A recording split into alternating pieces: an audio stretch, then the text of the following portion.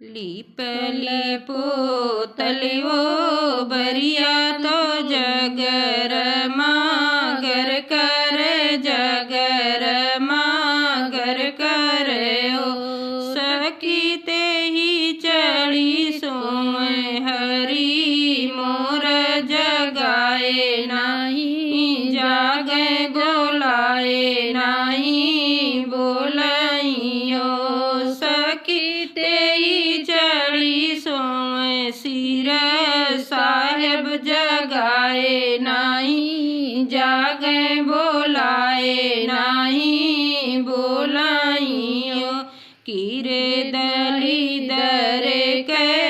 बिटिया दहेज थोड़ लायो दहेज थोड़ लायो राजा कीरे सूरतिया के हीन जगाए नहीं जागो बोलाए नहीं बोलो बोलाए नहीं बोलो हो राजा की रे सूरतिया कहीं न जगाए नहीं जागो बोलाए नहीं बोलो तू तो रजवार के बिटिया दहेज ढेर लायु दहेज ढेर लायु हो रानी चंद सूरज कई ज्योतिया तो कवने रथ कहाँ कवने रथ कहाँ ओ रानी चंद सूरज कई ज्योतिया तो कवने रथ का तो कवने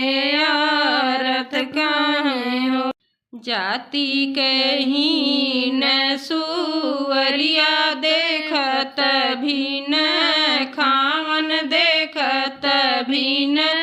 खावन हो रानी आगे पीछे घूमत छाउनवा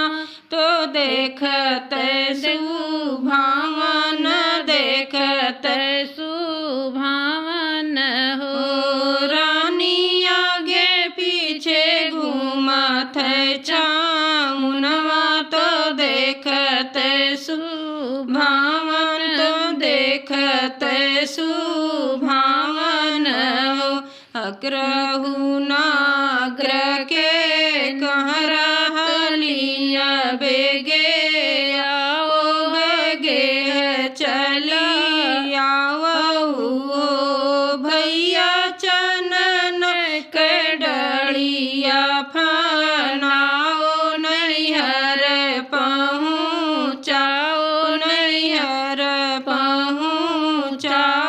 पहुँचाओ भैया चनन के डलिया फनाओ नैहर पहुँचाओ नैहर पहुँचाओ एक बन गईली दूसर बन तीसरे मैया बन तीसरे मैया बन मैया कवन जनम हमरा दियलु पुरुष बोलिया बोले पुरुष बोलिया बोलई हो मैया कवन जनम हमरा दियलु पुरुष बोलिया बोले पुरुष बोलिया बोलई हो तुही मोरी बेटी से बेटी तुही न मोरी सबके ऊ तुही मोरी सबके ऊ हो बेटी हाथवा में लेहू तिल चाउर तो सूरज मनाओ तो सूरज मनाओ बेटी हाथ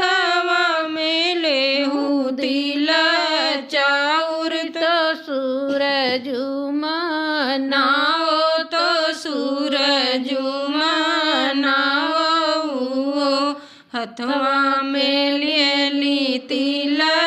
चाउर तो सूरजुमा नावे तो सूरजुमा नावइयो सूरजू कवन जनम हमरा दियलो पुरुष बोलिया बोले पुरुष बोलिया बोलाइयो सूरजू कवन जनम हमरा दियलो पुरुष बोलिया बोले पुरुष बोलिया बोलाइयो जाहू तू बेटी घर अपने तो अपने सजन घर अपने सजन घर हो बेटी आजू के नावाए हिनवा लालन तोरे होई है बबुआ तोरे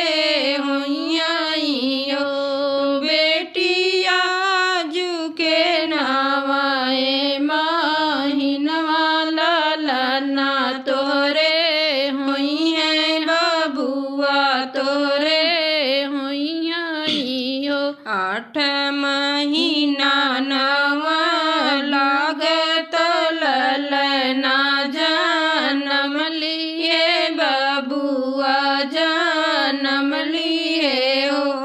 हे हो बाजे लागे आनंद बधैया उठन लागे सोहर उठन लागे सोहर हे हो बाजे लागे आनंद बधैया उठन लागे सोहर उठन लागे सोहर एक हाथे लिए लेती लरिया दूसरे जोड़ा पनवा दूसरे जोड़ा पनवा राजा झझकी कर चढ़ ले टरिया तो धना कमाना तो धना कमाना माइयो राजा झझकी के चढ़ ले टरिया तो धना कमाना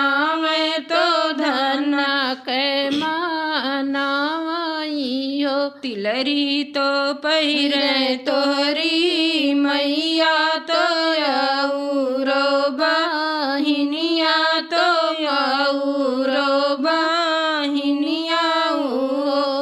राजा माताऊ जन कै बाझनिया तिलरिया नाही सोहे तिलरिया नाही सोहियो राजा माताऊ जन कै बाझनिया तिलरिया नाही सोहे तिलरिया नाही सोहियो इतनी बचन सुने राजा तो धना समझावे तो धना कमानाइयो धना जाऊ नहीं बोलतो बिरही बोलिया ललन कहाँ पहुँचू ललन कैसे पहुँची हो